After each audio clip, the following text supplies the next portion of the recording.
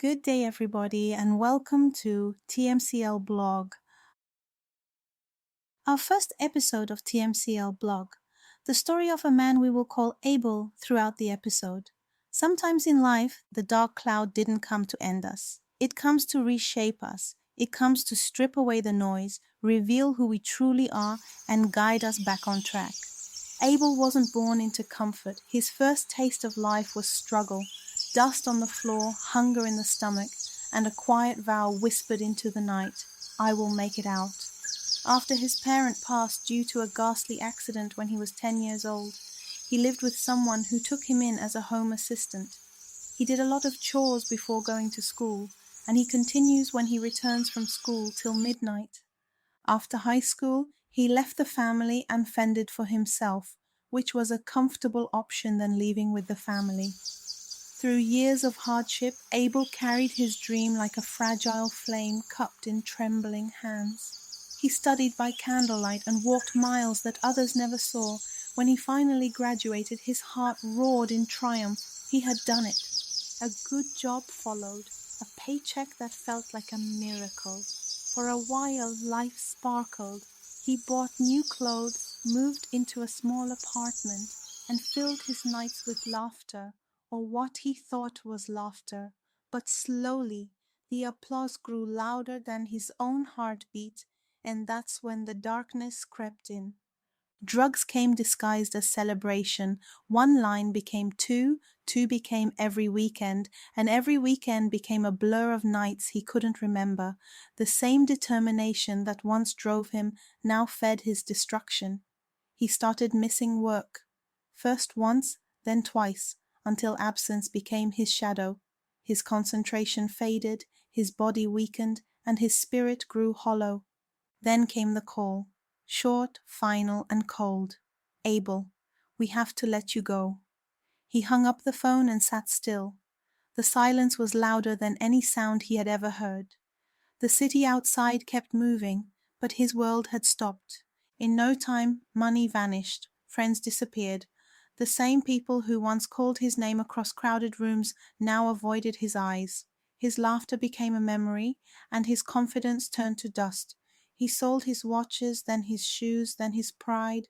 He wandered the streets that once carried him to success, now carrying him to nowhere. Sometimes he stood outside the same restaurants where he used to eat, breathing in the smell of food he couldn't afford. Sometimes he would ask strangers for help, not always for money, sometimes just for acknowledgement, for proof that he still existed. Nights were the hardest. Darkness pressed against him like guilt, whispering his failures back at him.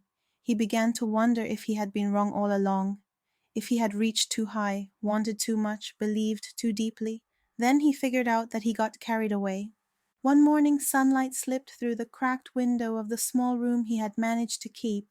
It wasn't much, but it was light, and it touched his face as if to say, "You're still here." That day, he walked to a nearby store with a handwritten sign, "Cleaner Wanted." He hesitated, embarrassed, then walked in anyway. The manager, a woman in her 50s with tired eyes, asked his name. He told her. She didn't ask for a resume or references. She just said, "Can you start tomorrow?" He nodded, swallowing tears. That night, he washed his only shirt and ironed it with the back of a pot. For the first time in months, he slept with purpose. The next morning, he swept the floors of that shop with steady hands. Every stroke of the broom felt like forgiveness. Every speck of dust he gathered felt like a small redemption. He didn't make much, but it was honest work, and it was his rebirth. It was hope. Weeks passed, and his body grew stronger. His eyes regained focus. He began to smile again, not the kind of smile that hides pain, but the kind that rises from peace. People started to notice. Customers greeted him. The manager began to trust him. He even saved a little, not much, but enough to buy a new shirt, clean, simple, and symbolic of something deeper. It wasn't close to where he was. It is also far from where he wanted to be. But for the first time, he was at peace with the journey. He no longer saw himself as broken. He saw himself as becoming. Now, when Abel wakes before dawn, he whispers, "Thank you."